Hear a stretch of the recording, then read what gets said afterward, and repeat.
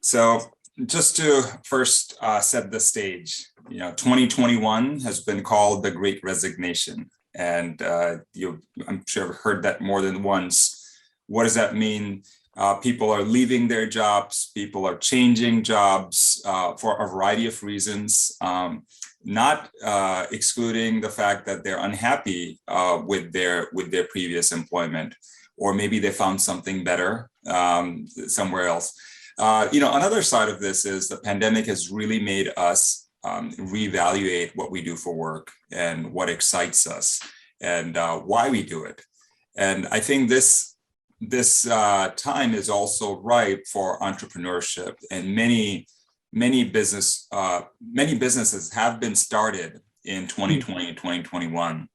And this is actually historically true during times like this of change, where people resort to owning businesses versus working for someone else. So, the other part about this, from a financial perspective, interest rates are still low. So it's still a good time to invest in a business. It's very attractive. And the reason for why we had this panel discussion really was to help answer some of these questions. And we have some experts here, those who have started their businesses, those who consult others, who offer options, including franchising, other options. You can either buy a new business or you can buy an existing business. Those are some decisions to consider.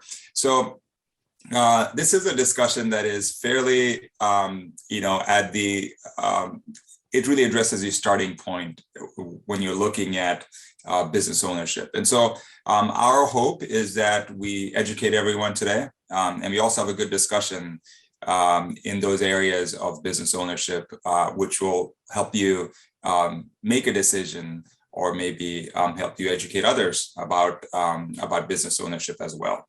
So let me first kick off by introducing our panelists who have agreed to share their insights with all of you.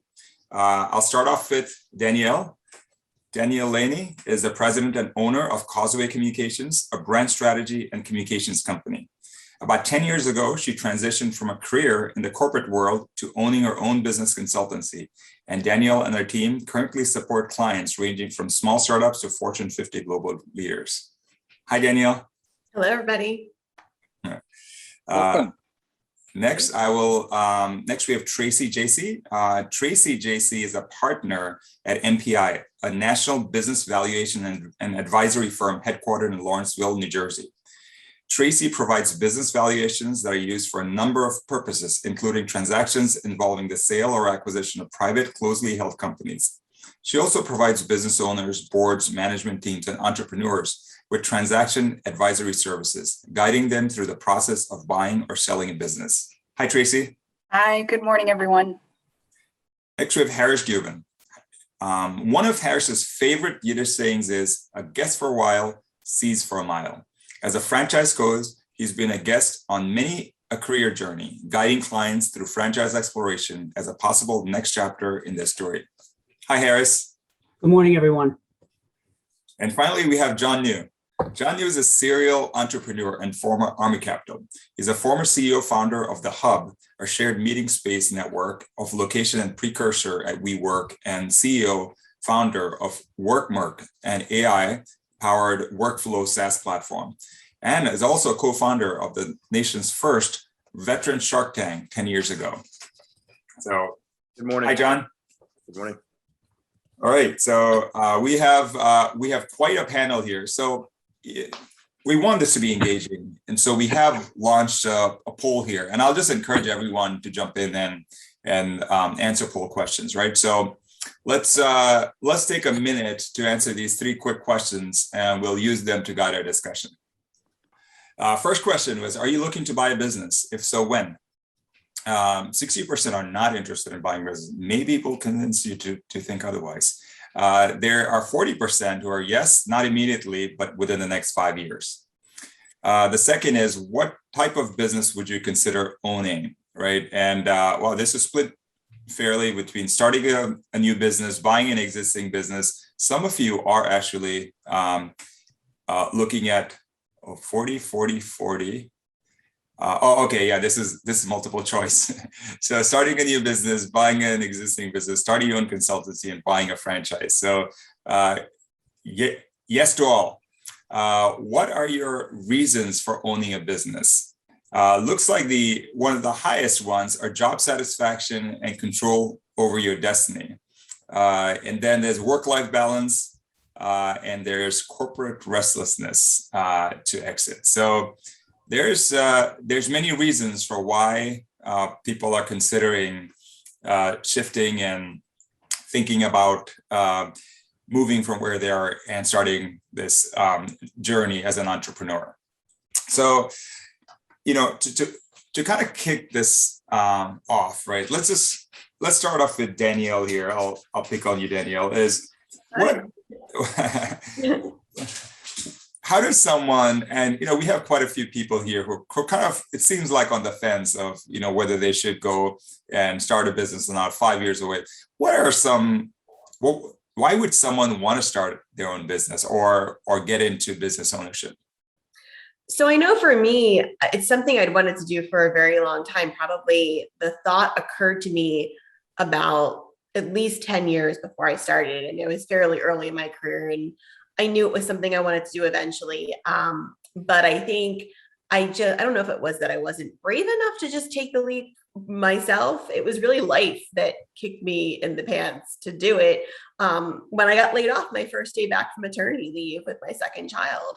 The good news is I saw it coming and I started preparing. I had a really good network of folks that I knew I could consult with. I started planting those seeds. I'd really been doing some moonlighting before that. But I think it felt right. I think I was probably one of the happiest people to get laid off because I feel like I needed it to do what I really wanted to do. And I'll say this, like, it's for me, someone told me this advice that if you're going to do it, really commit to doing it. Because at first I was thinking, is this going to be temporary?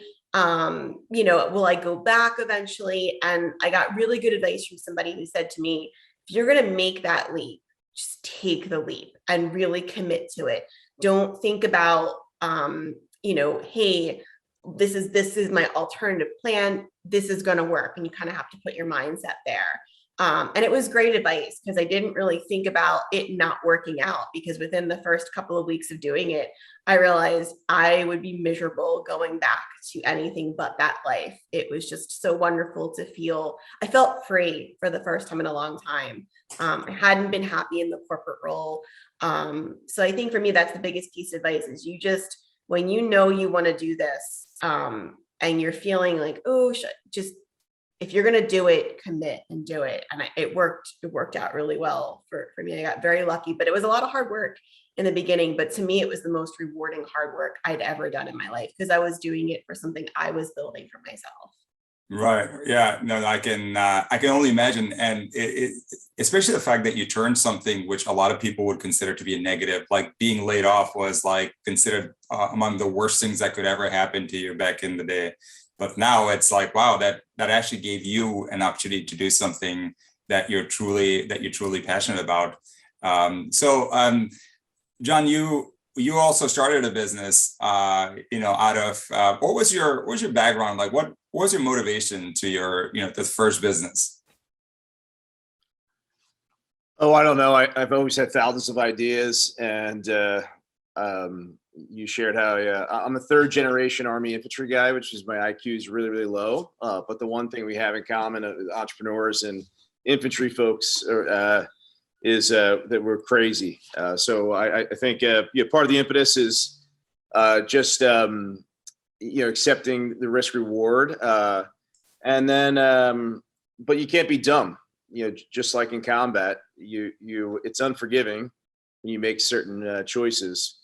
And you can't get caught up in your own bad plan, right? One of my favorite sayings in the military is fight the enemy, not the plan. Like, sir, you told us to go left. I know, dude, but they're shooting from the right. Go right, go right. And business is the same way, right? You got to listen to the market and adjust accordingly. So I had a plan with the hub. I was working with KPMG Consulting after I got out of the Army.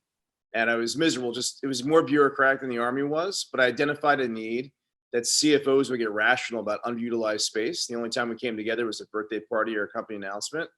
And, we all need space, but, and this pandemic has affirmed what I saw 20 years ago, that folks are reassessing the need for space and how we can all interact. I jumped. I didn't have a dollar to my name, but just got it after it. Again, as Danielle said, you have to burn your boats, as Napoleon Hill and Think Grow Rich talks about. It's very difficult to do it 1 foot in.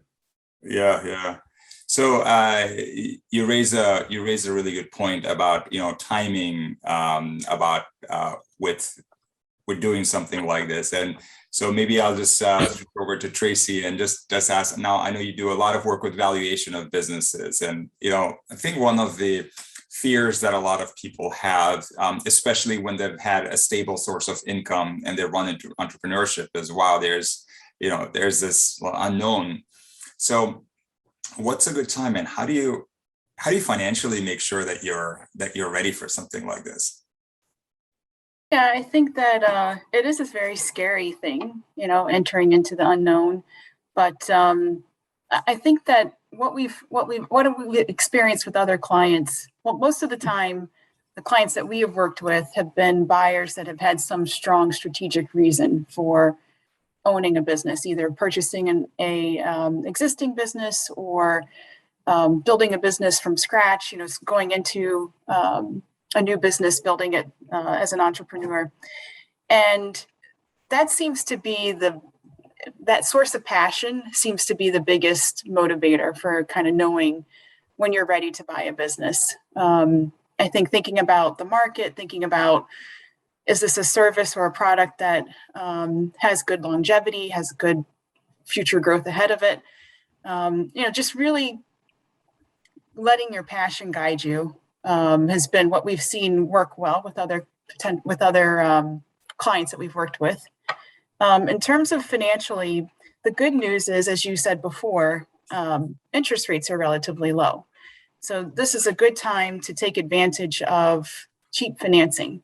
I think any lender is probably going to require that the owner has some skin in the game, and there's going to be some equity that the owner is going to have to invest. But the good news is that with low interest rates, you have more money to play with.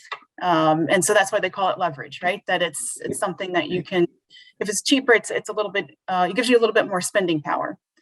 So I think that that's good news for some of the clients that we often work with. I was just talking to a woman who was looking to purchase a CrossFit gym, and she has never done this before. And the business has good cash flow. So that's also good news. It can support itself or sort of pay for itself after some debt is taken on to purchase the company. But as I was saying before, she's going to benefit from some lower interest rates. So she has a little bit more purchasing power in doing so. Yeah. All right. Let me switch over to Harris, who's also who now looks at people. I mean, in fact, Harris consults with people who are looking at this risk aspect, right? And I think one of the biggest issues, as I was mentioning, is the steady, paycheck versus call it unreliable source of income. So how do you guide your clients on that financially, whether or not entrepreneurship is right for them? Is that like a family situation you look at, or hey, this is right for you? I mean, is it right for everyone? No, it's definitely not right for everyone. My clients break up into two categories. 10% of my clients know that they want to go into a franchise, which is great because they're very focused. The other 90% fall into two buckets. I'd like to not go back to corporate, and I'd rather have my own business. And they're exploring both simultaneously, which we talk about. And the other bucket is I'd rather not have my own business. I'd rather go into corporate, but my coach told me to talk to you. Mm-hmm. So that's a variety of philosophies there and thought process. We sit down and I look at this whole process when working with a client as exploration. You're exploring and you are educating yourself on different business models to see if it's going to be the right fit for you. I would say that most of my clients aren't entrepreneurs per se. They're entrepreneurial, but maybe not true entrepreneurs. Like I look at John. John is absolutely an entrepreneur through and through. My clients are reevaluating their lifestyle and their work-life balance. I just worked with a client who wanted to create a glide path, as she called it, out of corporate. And after about 6 months of not really getting any traction in the marketplace, and she's a very viable candidate, worked for a very large organization here in Pennsylvania, was a VP, made very good money, but could not get any traction because of age bias, ageism. She actually circled back with me and said, you know what, let's talk about it. And as time went on and we worked together for about 5 months, she saw that it was nice to be out of the corporate space. So she came to the conclusion on her own. So we talk about that. So I would say exploration and a big educational process for clients to come to their decision making. Yeah, that's right. So is there like a formal, now I know people talk about like, hey, you need to have a business plan. And then, there's people who just jump into it without a business plan. So I want to ask the panelists, like, what do you there's kind of the two mindsets, and is one more successful than the other? The more analytical approach versus jump in and figure it out as you go. What have you seen? I'll jump in. I have a unique perspective on business ownership. My parents started their own business. They did not have a business plan. They had a successful company, but I think a business plan would have been helpful as a guide. And now whether you stick to the business plan per what John said before in his opening remarks is a different story. You have to be able to stick and move. But I think a business plan is helpful. And my parents just kind of flew by the seat of their pants.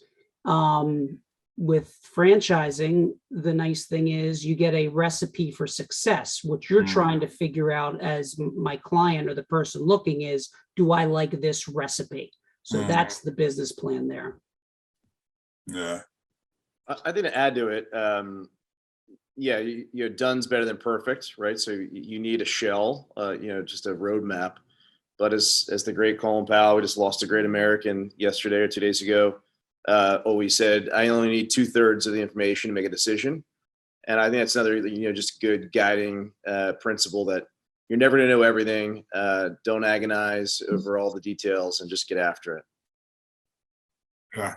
No, great point. So, and let me ask the, business consultant here, Danielle, like about your thoughts on, if someone was to have to make this decision on, we're going to cover like 3 different areas here, right? One is buying a existing business, or buying an existing business, starting your own business, or getting into a franchise. I think, how would you, what criteria would people use in deciding which way to go from the start? Oh, goodness.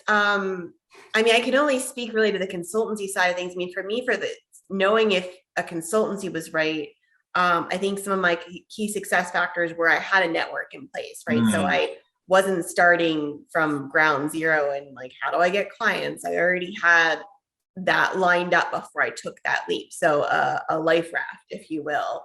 And, Harris and I were talking about this not that long ago, is that most of my work in a consultancy comes from word of mouth. And I think that that's fairly true, at least in the network I have of other consultants like myself. So I think being able to see your way through to that network, if that's something you have and you've got a skill that you bring to the table, to me, that sounds like you've got a good shot at having a successful consultancy. I would defer to Harris and Tracy and the others for some of the other, like, well, this makes it right for you in these situations. But that network and the skill that you're going to bring to the table are the two things I think that work really well for consultancy. Tracy, good. Yeah, I was just going to add to that. I think Danielle brings up a really good point. It largely depends on the type of business and the industry that you think you want to go into, I would think. I'll borrow an example from the woman that I was working with earlier this week about, she was looking to buy a CrossFit gym. So she, as a personal trainer, she was already an employee of this CrossFit gym. The team is looking to, or the owners are looking to transition out of it. They want to do something completely different. And the good news for her is she doesn't really need to start from scratch. She's got her own clients, but she'll have the clients of the gym that she can continue to work with. And she has her own ideas and plans for growth and expansion, but she also has the equipment already there. She has the space. So it's almost like a nice built-in scenario for her to just sort of jump in and jumpstart what she was trying to do anyway for herself and her family. So I think it's definitely dependent on the type of company or the type of industry that you want to go into. Yeah, that's a really good point. So for her, it was a natural transition to get into that. So maybe one of the takeaways is to look for those natural transitions that we have,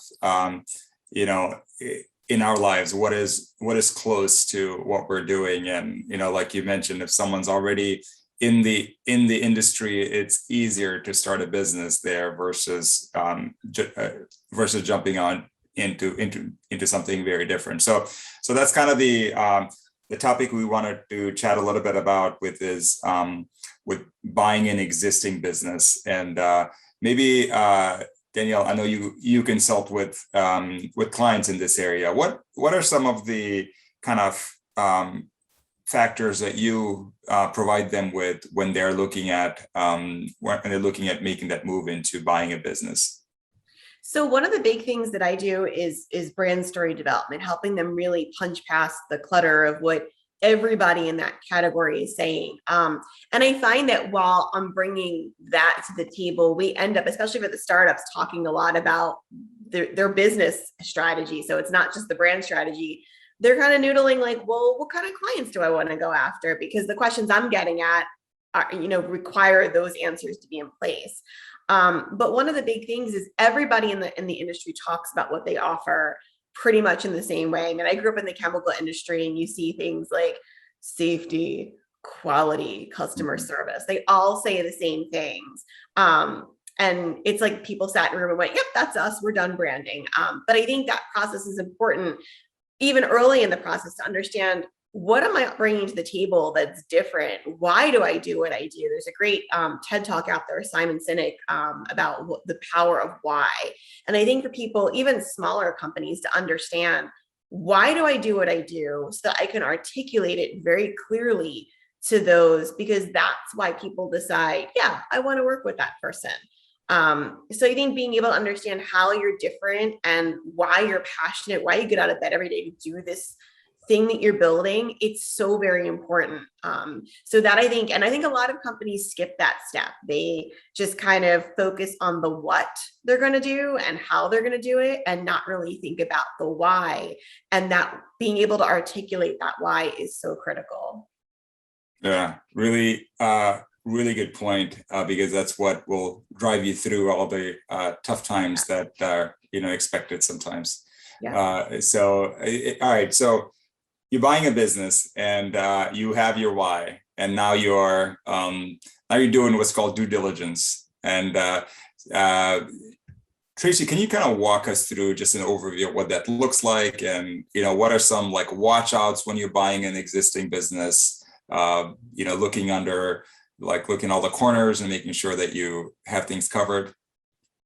Diligence is key. I mean, it can really make or break the transaction. And, we think about it in terms of, it's almost a lot of the same factors that we consider in valuing a business. So it's definitely doing financial diligence. And I'll say there's a few different categories. There's financial diligence, there's operational diligence, and there's legal diligence. Those are some of the main categories I'd put diligence in. And on the financial side, it's looking at the history, making sure you understand some of the variations and trends that might have happened, understanding one-time items, and using that to get a better sense of whether or not the projections are realistic, if there are projections. If there aren't projections, it could also be used to help you think about projections, because ultimately what you're buying in the business is future cash flow. So an understanding of what you're buying is going to be very critical because you want to make sure that you're getting a return on your investment. In terms of the operational diligence, understanding customers, understanding if there's a concentration issue. In other words, if something happens to this one customer, it represents 60% of your revenue. You're up a creek, right? Also with customers, understanding if there are contracts involved, is there that renewal of revenue going forward? And if there are contracts, are they assignable? So does the customer have the power, or does the business have the power? And then also thinking about alternative supply sources, if there's some sort of product that's being offered or produced. Just thinking about all the potential risks that are involved with the operations. Another big one with regard to people is key person risk. So in other words, if the owner operator is walking away from the business, do they then take some of those customers or clients or personal goodwill with them, so that the business then takes a hit, or there's some problems with retention of customers because that owner operator that's been the face of the business for so many years goes away. So on the legal side, I'll kind of not talk too much about the legal side, but the main things I think are understanding if there are contingent liabilities, if there are lawsuits or potential lawsuits, environmental issues. I think those are all types of the kinds of things that we leave to the smart attorneys to figure out. But diligence is it's a critical part of the process. Some of it needs to happen before an offer is made, and then a very deep dive once the offer is made, making sure that you understand every part of the business so that there are as few surprises as possible once that business is in your hands.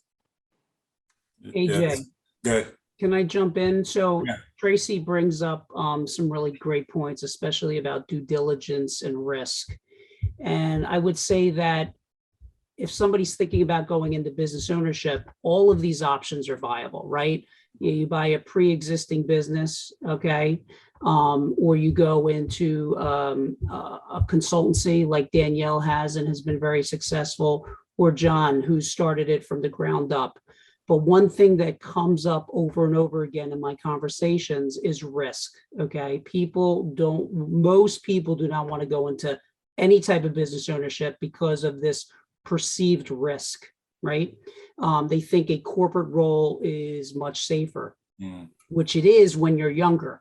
But once you hit your late 40s, early 50s, the risk has increased. So we could have a whole conversation about that. But the point I want to make is that when it comes to risk, even though all of these pathways are totally viable, the best way for somebody to mitigate their risk, in my opinion, is through franchising.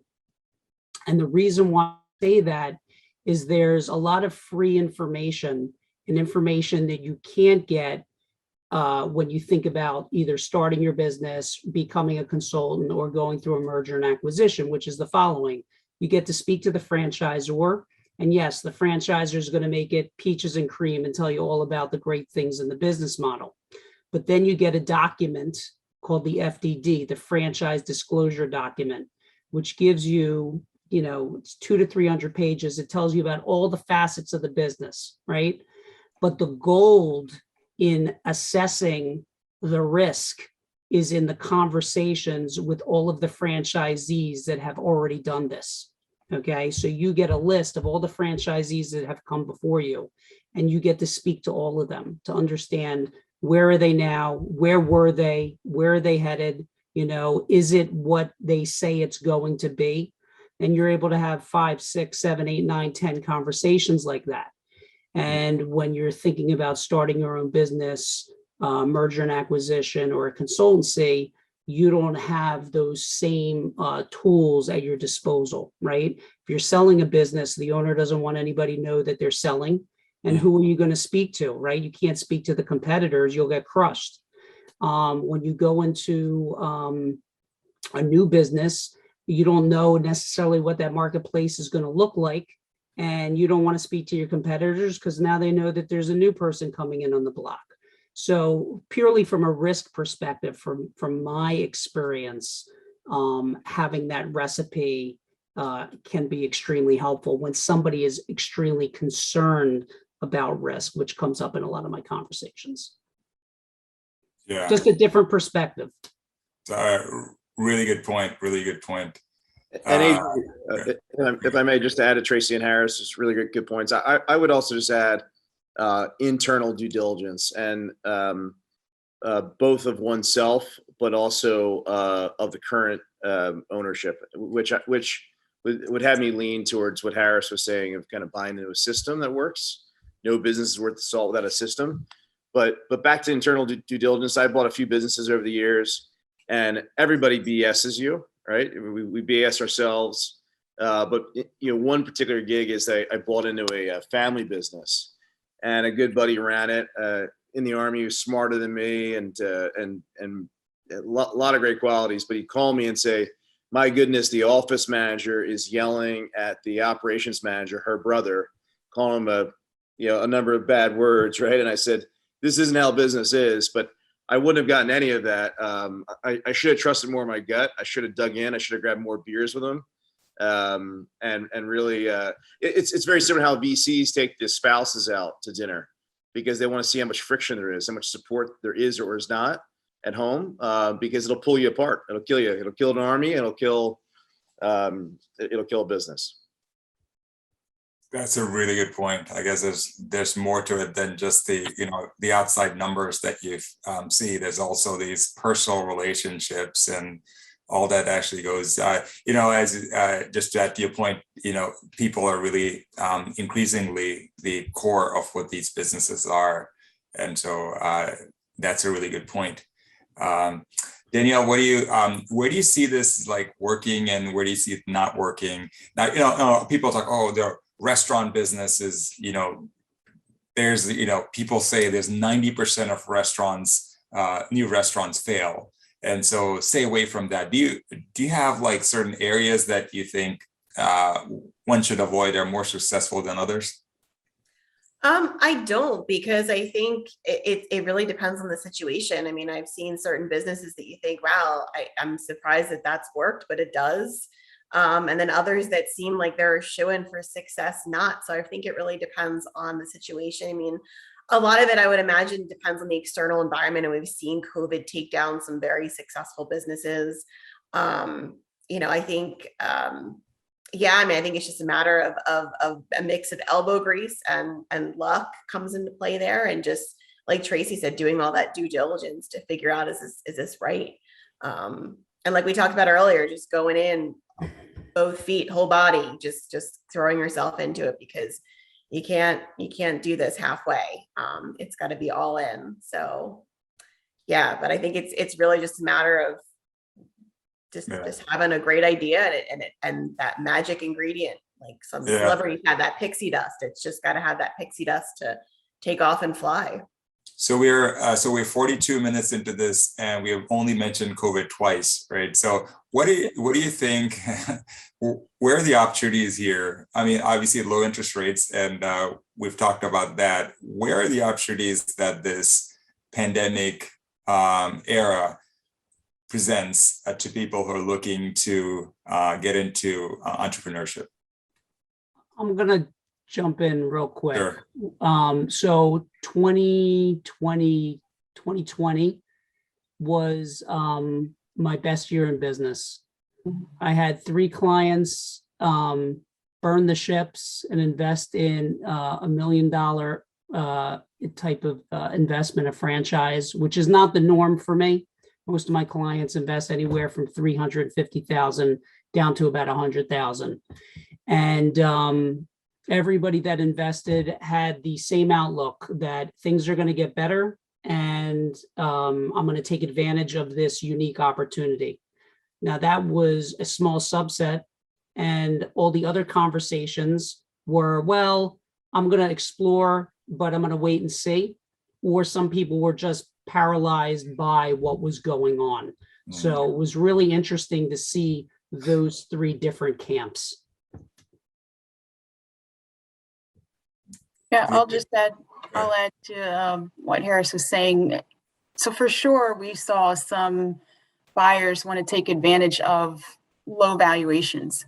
So there were companies that were more impacted than others. And, with performance being down, even though historically the companies have been relatively strong, there might have been situations where performance was down, and the seller was in a position where they needed to get out, either not interested in weathering the storm through COVID, just feeling like retirement should be accelerated, or they wanted personally to accelerate their retirement plan, or just being concerned about whether the business is going to be able to survive, and thinking, well, I'm going to have to shut my doors if I can't sell this, or, get this in somebody's hands who maybe has better economies of scale, or, other cross-selling opportunities. And so there were some sellers that were in what I'll call desperate situations, and buyers could take advantage of that, with performance being a little bit behind, and also just with sellers willing to accept less. So we think about valuation in terms of the term fair market value, which the definition of that starts with willing buyer, willing seller. So sometimes as I was saying before, the seller is just willing to take a little bit less. So I think that was one thing that we did see. And then on the flip side, we saw some sellers say, heck no, I'm not selling during this mess. I'm going to hold on to it for another 5 years, continue to operate. And then when things do actually turn around, I've got 2 or 3 years under my belt of stronger performance, and I've shown that I could weather the storm through COVID, I'll get a higher valuation. So there was, as Harris was saying before, a couple different camps, but buyers, especially private equity folks that had to kind of sit on the sidelines and wait for sellers to be willing to sell, they were contacting us like crazy. Do you know anybody who's selling? We've got this money we have to invest, this dry powder that needs to be invested in companies. And, it was just an interesting dynamic during the pandemic. Yeah. I guess the scene has changed quite a bit now, compared to what was in the pandemic. I think, like M&A activity has been out of the roof for a while now. So do you see, where do you see that, Tracy, projecting out that same train? Or do you see that, are we over that time where things are kind of constrained, or people are unsure? The people seem more sure now about where things are going. Well, I think people have gotten comfortable with the uncertainty, right? I mean, we were all sort of thinking in March, this will be over in a couple weeks. Yeah, right. And then it was, all right, hopefully it'll be done by summer. And then it just sort of kept going. So I think people have gotten comfortable with the state of things. Right. And starting in June of this year, we started to see more sellers come off the sidelines and say, all right, I'm ready. Let's start talking. So I think that there's definitely been a lot more activity. I think there's still some concern and some hesitation to jump back in right now, but the activity has grown significantly starting, I think, in June of this year is what we saw. Yeah. And people are still wanting to sell their businesses. You're seeing that tick up. Yeah. Yes. Yeah. Yes. And you So see there it were- with a lot of baby boomers. Is that a given? Yes. Yeah. Yes. And so we had 4 active transactions. We're not a high volume shop, but we had for advisory, but we had 4 active transactions at the beginning of the pandemic. They all went on hold for various reasons. And 2 of them have come back, starting really kind of early summer, as I was saying before. And we're an LOI phase with one of them, and then the other is just sort of just getting started. But yeah, we have seen sellers become more comfortable with the idea of, okay, I made it through this very uncertain, scary time. And buyers have said, all right, we don't need to focus on our operations as much anymore. We feel pretty stable. We can come back to considering acquisitions for growth and expansion. Yeah, no, it's great. Great. Good. I just I'd like to just first say that I came into this world as an optimist, and as Harris and I have known one another for a few decades. I'm the ultimate weeble wobble, but I have a different perspective. I'm scared right now, and I don't use those words very lightly. I think there's a lot of things in play. I think there's a war on capitalism. I think I raised my right hand to die for this great country. I'm really afraid of inflation. I think people in positions of power have become addicted to control, and I think they're manipulating those in ways that scare the hell out of me. And I've heard a lot of good businesses. I think, I don't know if it was Danielle or Tracy said earlier, that just a lot of darn good, well-run businesses have been crippled and crushed. I don't think it's a reason to suck your thumb and crawl in the corner, but I do think it's a reason to proceed with caution and be aware. And it pisses me off. And again, but yeah, I just be very careful. Like the business that bought us, they raised $250 million, and they're near down to zero. And they only did about 20 or 30% wrong. But anyhow, I'll stop there. But I just I think we all have to, if we're being Sure, yeah, aware of the threats. Yeah. So John, the one thing about your background I found interesting, because it is a area that's close to me. I'm an engineer, and you've worked a lot with AI. You mentioned, right? And you hear a lot of buzzwords of, hey, this is what's like really taking off, right? Like hot areas. And I know there's a lot of money going into those as well. What's your view on this whole? I mean, SaaS is really hot right now. I mean, or it has been for the past like maybe 5 years at least. What are some watchouts when you hear these terms, like, especially when you're starting a business or you're buying a business in that particular technology space? Oh man, I don't know. That's a big question. I've always been afraid of oligopolies. They're a threat to good old free enterprise. Whether it was the Walmarts or Home Depots of the past, I think tech's dominated by oligopolies. I think they have twisted agendas and scary ones. I'm always the guy, like, I know in the military, as some of you may or may not know, we don't talk politics. It's our commander in chief, and we say, "Roger, sir." I don't like how tech in general, to answer your question, has become very Orwellian and a little haunting of them making having more power than government and going side to side with government. So, I study Mandarin Chinese, spent some time in China. I don't like what the Chinese have done with AI and tracking everything we do. And I don't like how it's happening here. So I don't know. I'm answering from the hip, but I do think, accentuating the positive, what we do in AI, of like helping nursing homes, others are just keeping people accountable and making sure that Grandma New is safe and cared for. There's a lot of darn good things you can do, but I don't know what I would do, buying a business, in tech right now, if that's your question.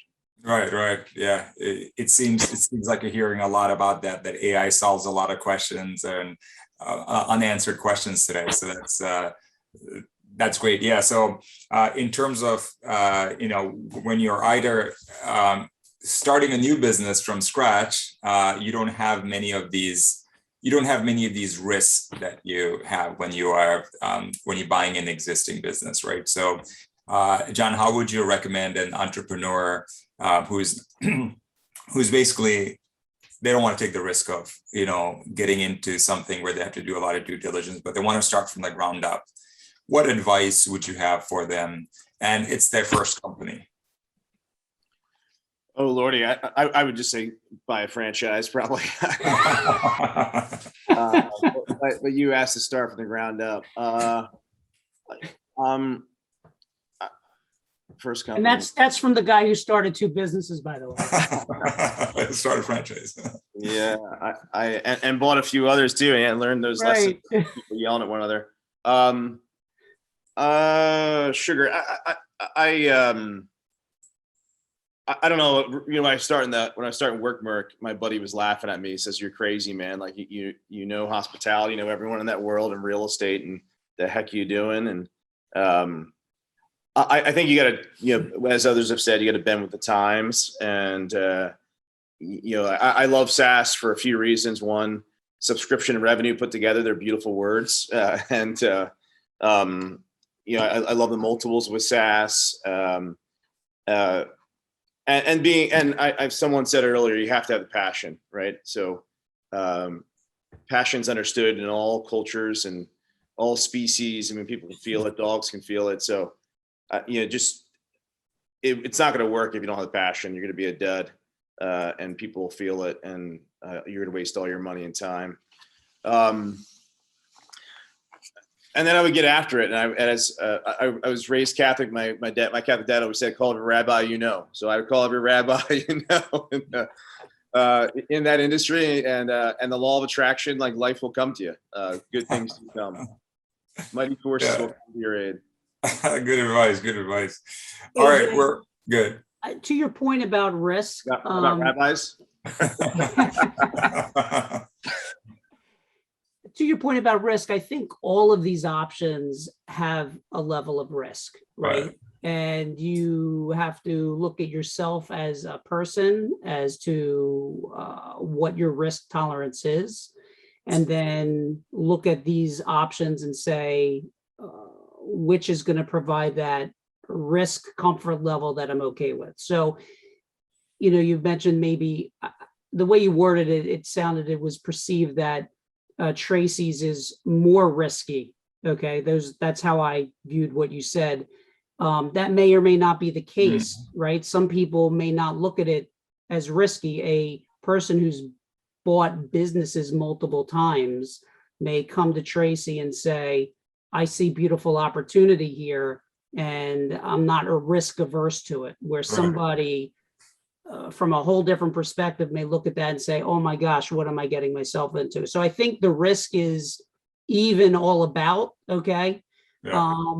And again, I could make my case about risk, but you have to look at what you want to do and who you are. I think that's really important for which 4 paths you might take. Yeah, really good point. Really good point. One last real question I want to ask all of you is, when you're doing this, entrepreneurship or either buying business, often you don't have all the resources to yourselves, right? So when you think of what you do yourself versus what you outsource, what is your mindset there? I mean, obviously you're an entrepreneur for a reason. You're a handy person. You want to run a business. But how do you decide what to outsource and what to keep close to heart? And let's start with John, actually, because he might have had to deal with this a few times. Yeah. I was Steven Starr's first catering operation. When his first day in business as a caterer was first day with us. Had a lot of folks try to talk us into cooking food, but I didn't want to be the guy with a Johnson & Johnson meeting for 30 grand and F up the food. So I would identify, don't try to attack more than 2 lanes at a time, right? In my world, it was space rentals, service, and food and beverage. And I knew I couldn't fight 3 fronts. I couldn't fight Iran and Korea at the same time. So, and then when it comes down to nuanced things like your accountant and others, I think delightfully the world's much different now in a positive way with having a lot more of those resources in your hands. You can't outsource leadership. You can't outsource passion. Roger, but I would try to outsource as much as you possibly can. But beware of some of those consultants. I mean, they can F you. I hope most of the folks on this call aren't that way, but the road to hell was paved with good intentions. And I've had people that loved me and I love them that give me really poor advice. I didn't listen to it all the time. I listened to it most of the time. But you got to be really careful. And you got to have checks and balances too. The accountant has to watch, an outsourced CFO, whatever it might be, and vice versa. Yeah. Danielle, let me jump to you as a consultant. How do you advise what you what you make and what you buy?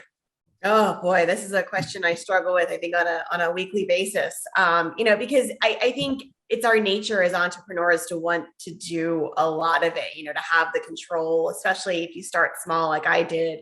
And it's tough to let go of that control. So it's something that I struggle with. I hear my family say, you're working until midnight, you've got to get some help in here.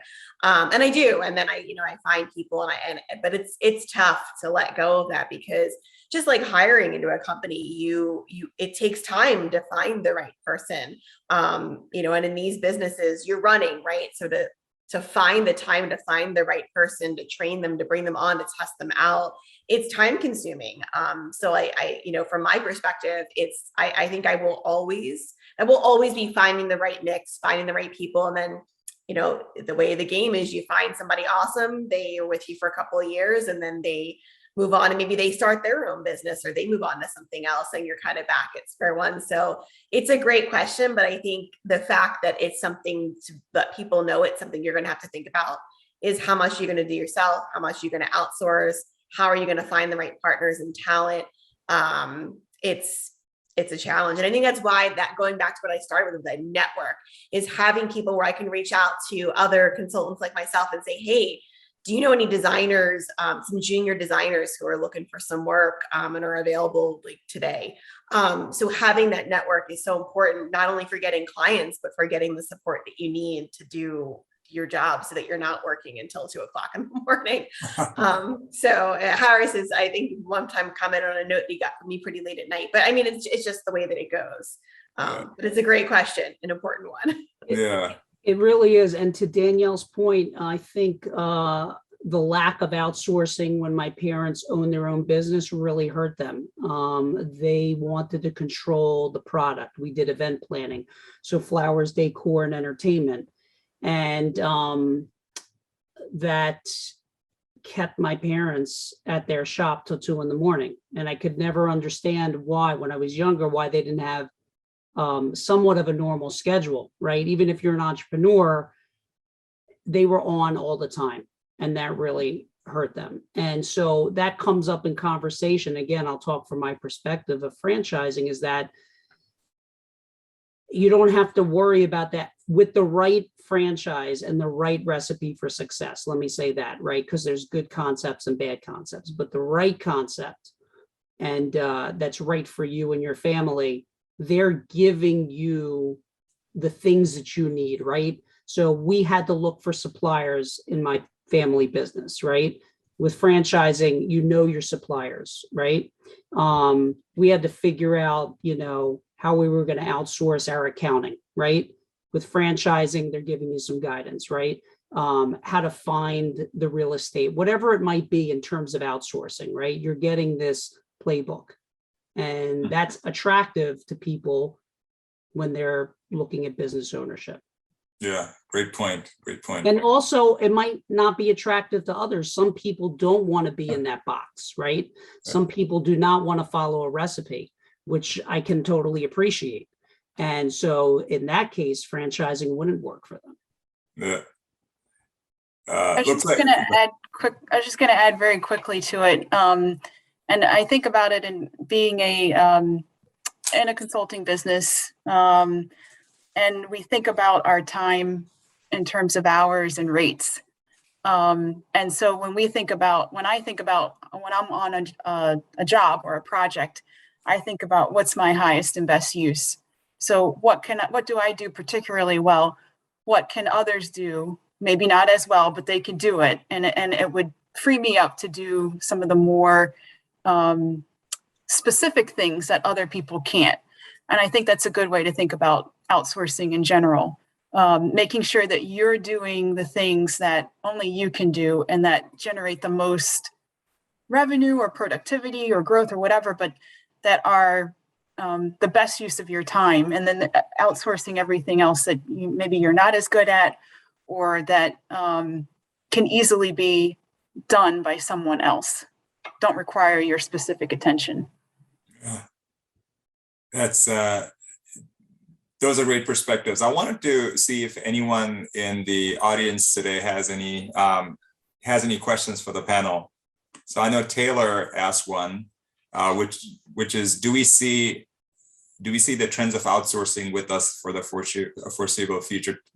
Taylor, can you explain maybe your question? Are you looking for where outsourcing is going as a whole? No, I'm just seeing it, pre-pandemic, everything was going swimmingly. Pandemic hits, people start laying people off.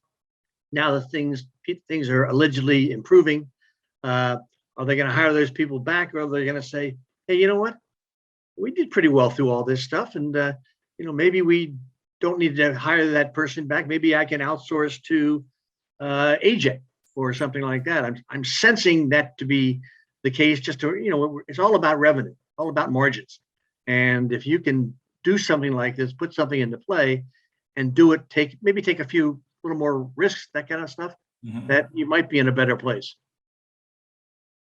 Yeah, great point. Anyone to take that? Yeah, I think it is, Taylor. I mean, my wife has outsourced grocery shopping to Instacart, right? Like, everyone's been conditioned, become a little lazy with it. So I think there's a lot of good parts of it, but yeah, we are getting our butts kicked here with a labor force that's been duped, and it's given rise to a number of vendors, but I'm not. I think it's half, right? Mm-hmm. Yeah, I think we're seeing more of it, and most of it's good. Yeah. One thing I've seen with some of our competitors is, we talked at the beginning about the Great Resignation, and there's been a lot of turnover at the lower level of staff. So folks coming in right out of school, maybe 2 or 3 or 4 years of experience. And certainly a number of competitors have decided to outsource that kind of work to India, to other forms of labor where there might be, some quality issues with, and I'm speaking specifically about my industry. But the thought is, there's so much turnover at that level anyway. Might you consider getting a cheaper source of labor, and kind of not getting a much different work product in the end, or quality of product, because there's so much turnover at that level. So that's something that I know the industry is dealing with as a whole, and accounting firms, financial services firms are all kind of considering what makes sense at that level with this Great Resignation that we've seen, especially at the more junior staff. So it is a trend that's even being considered in some of the more non-traditional industries that you might think are where they aren't necessarily thinking about outsourcing. And just quickly to add to Tracy, to blend what Ajay had asked earlier, Taylor, outsourcing is also machines, right? So accountants, many software platforms can do a better job than some accounting functions, and lawyers, and on and on. So be a very interesting time. Yeah, and I think it all comes down to agility. I think the pandemic taught individuals and companies that you really need to be agile in this world, and outsourcing is a huge part of how you do that. So a lot of my new clients, particularly some of the bigger ones or the mid-sized ones, have hired me in to do communications work because they did have to make significant layoffs on their communications team. And they want to be able to scale up and scale down without the commitment. So that if they need, 10 branding campaigns in 1 year and one in another year, they can work with me as little or as much as they need. And I think people are taking that approach more and more. It's the same with business space. John, you talked about that earlier, that people are needing to be agile in scaling up or scaling down depending on their needs, that they aren't bogged down by these these constant costs, the overhead. So I think that's why outsourcing has become more popular. You need to be strategic about that so you can be agile in this ever-changing world. Absolutely. Any other questions for the panel? Sure, I'll pose a question. Back to Tracy's example of the client who's purchasing the CrossFit gym. I noticed that a lot of people said, they're thinking about maybe in the next 5 years purchasing a business or starting a business. How do you find those natural kind of transitions, or is there some place that people should be looking? Like, do you just start looking at every business that you frequent and seeing whether it seems like they might be wanting to sell soon? Any ideas? Wondering if Danielle or John might be better at answering that question. Stalking businesses. I mean, for me, mine was totally about my skill set. I mean, ever since I was 5 years old, I know I wanted to write. So mine was a very natural transition, and it didn't feel like a risky thing for me. So I really can't speak to kind of choosing something, just based on, hey, I want to start a business and where do I want to go? Maybe Tracy or John could jump in with that. I'll jump in. I think that's the hardest thing for someone who is currently in corporate and, daydreaming about getting out, right, and creating that path out, or somebody that's in transition, right? You go online, there's 400 million results on Google for the word franchise, right? Purchasing a business might even be more, right? And then you have all the aggregators for existing businesses that, you pop in your zip code and you get every pizza shop, donut shop, and bagelry that's available. And it's very overwhelming. It's very hard. And then I have conversations with people who say, oh, I would love to buy, a baby boomer's business, right? Where their kids don't want it anymore. How do I find that? That's hard to do, right? You have to go to somebody like Tracy and her firm, and there's hundreds of those firms, right? And then the question becomes, well, how do I even find them? And how do I know if they're good, if I'm working with them? I mean, it's challenging. It's challenging. I don't know if there's a really good answer. You got to do a lot of due diligence and a lot of poking and prodding. I'll just add to, go ahead, John. Oh, go ahead, Tracy. No, I was just going to say, I can tell you a little bit more about the story of this woman that I was working with. So she had been a ballerina very young, and so she was very much an athlete. And then she went into fashion, and I think she was a buyer for a larger fashion company. So she was in corporate for most of her adult life. And the company, I think, closed the location where she was and wanted her to relocate to somewhere else. And she really wasn't feeling passionate about her career.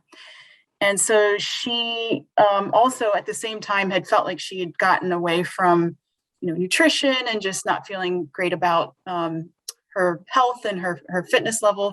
So she had gotten into CrossFit, just, as a way to feel, better about her health and her nutrition. And she loved it so much that she decided, you know what, I don't want to move to where this corporate job is trying to relocate me. I'm having a great time and feeling a lot of self-fulfillment in doing these CrossFit activities. I'm going to become an instructor, and I'm going to, and she started to get passionate about working with kids. So anyway, she just had all of these ideas kind of floating around, and it ended up being something that she was very passionate about. And then the opportunity to buy the gym where she was employed just sort of fell in her lap. So it's a really cool story. I don't know that everybody has that kind of opportunity, but I think just maybe keeping your eyes open to, different opportunities as they present themselves is a good way to go through trying to figure out what you're going to do next. And Yeah. Tracy, to play off what you just said, I mean, I think so many, I'm doing a lot of work with a lot of smaller startups, and in doing those brand story discussions, I'm hearing so many people talk about how, over the last, since the pandemic started, that a lot of these are passion projects, because I think the pandemic taught a lot of us to really focus on what matters most to us, the things that bring us joy. So I think it's encouraged more people to take the leap. As Harris said, I think it's frozen some people into inaction or making moves they consider, safe. But I think for many, it's inspired them to really think about what matters to me, whether it's a better work-life balance or just something like what Tracy just shared. Like, this woman was very passionate about fitness and just doing it. So I think it's one of the silver linings to me of the pandemic, is that it's allowed a lot of people to take that leap and to do something that they feel really passionate about. Interesting. Yeah. One of my favorite interludes of movies, to add to everything that everyone said, is in When Harry Met Sally, when all the little clips of like 34 years, same elevator, never said a word, right? And I think back, like, whether your perfect fit or any of our perfect fit, Zoe, is business 1, 2, 3, 4, 5, or your perfect mate. It's really, really hard to find that person or that business. But if you live by some principles, like the no a-hole rule of like not interacting with jerks and folks, like having trust as a foundation, sometimes these surprises come out of nowhere.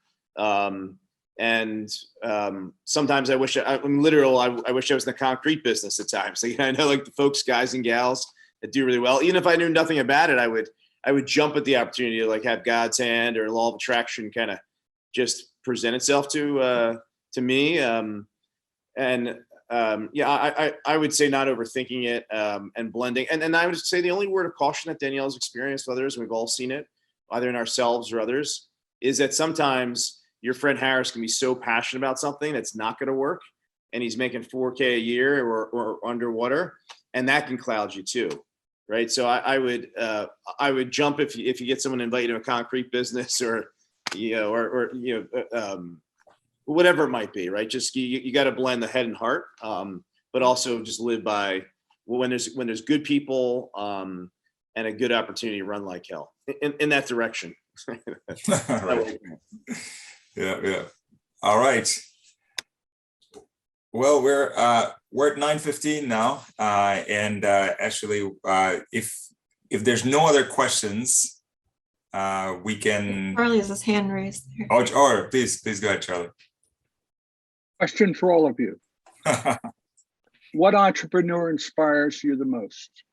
Oh, good one. Who wants to go first? Danielle. Oh, me. Gosh. Well, the first thing that comes to mind is, so when I started my consultancy, there was a woman who taught me that life raft that I talked about. She'd been doing business for a long time. She owned a design company. And when I started telling her, hey, I think I'm going to get laid off, she said, well, I'll go from being design to design and communications, and you could be the communications part of it. And I still do quite a bit of work through her. That's how I've got Johnson & Johnson through her. What I love the most about her, why I find her the most inspiring, is she's a woman-owned business. But I find her inspiring because not only she's been able to survive all the ups and downs, she's been in business for 40 years, but she lifts others up. She encourages others to join in this entrepreneurial world. She was the one who actually encouraged me, even though I was doing work for her and she might have lost me as a consultant. She said, look, you're really good at this. I think you should start your business. I think you should get an LLC. I think you should talk to a lawyer. I think you should do all these things. And I'm just one of many that she's supported. So to me, I find her the most inspiring because she's not only a shining example of somebody who's been able to make this work, but she's helped so many others along their journey. And I find that really inspiring. Thank you. Tracy. Yeah, I meet so many of them. It's hard to pick one, and I'll pick one though that, and I think for people that inspire me, I have to use real life examples. I mean, I know that we read around about a lot of people that we never have an opportunity to meet, but the ones who inspire me most are the ones that I have a relationship with or that I've actually met. And so I'll pick a recent example. I was working with a woman who started a healthcare services business, kind of like a CRO almost. And she started out in a pharmaceutical company, working in one of their departments, doing that kind of work. And she wanted to raise her family. She had 2 young boys, and she decided that she wanted to get out of corporate America, and she took some time off from work for a few years, and then she decided to go back into the same line of work, but consulting. How creative. It grew so much. She just sort of got this reputation by word of mouth. It grew so much and did so well that she started to hire other women who she had worked with in the past that had also taken some time off from work for a couple years to raise their families or to be more present at home and to have more flexibility. She started that business in 2005 with just a few clients, and she has now grown to a company that is, this year she's going to make 15 million in revenue, and has done awesome. And she is working with lots of very large, well-known names that we would all know, and has just grown it from nothing. I mean, that's what's most inspiring to me, is when people have these ideas and start small and they figure out a way to make it explode. I just think that's incredible. Oh, that's awesome. Thank you. How about John? If you called me first, I was going to say George Patton, jokingly, but half serious. I love Elon Musk for not all the obvious reasons, but people don't realize what a beating he takes and how daring he is in many, many ways, and bold and doesn't give a darn. But when I've founded the first Veteran Shark Tank, being away from my family and kids and volunteering my time, I said I would do all of this to help one fellow vet start a hot dog stand or landscaping business. So it's often the unsung heroes. And it doesn't have to be, I don't admire Elon for the billions. I admire him for his courage on a lot of levels and thinking, being one of the crazy ones, like George Patton. Harris. You're mute. Damn mute button. I'll say my mother and a couple of others. My mother has taught me some great entrepreneurial skills and life lessons. But when I also look at other entrepreneurs, 2 that stand out for me are Mark Cuban and Gary Vaynerchuk, or Gary V. And they're just, in addition to their success and the way they think, they are so genuine, and that really resonates for me, that genuine piece. There's plenty of successful entrepreneurs who have done great things, and people can marvel at what they've done, but are they genuine? And that makes a impression on me. Well, my hope is that for all 4 of you, you become the inspiration for others. I really mean that. Thank you for your wisdom today that you shared with everybody. Thanks, It's great. Charlie. Thanks, Charlie. Great question. Great. All right. Anyone else? The final questions. AJ, more comment than a question. I think one of the positive things that's come out of this whole pandemic is the incredible amount of creativity, imagination that has surfaced. And I think, boiling it all down, I think that bodes very well for our future. While there's a lot of pain, I think there's a lot of gain in terms of the painful process we've been through. Yeah. Yep. All right. On that note, I'll close. Thank you so much to all the panelists and for everyone who joined today.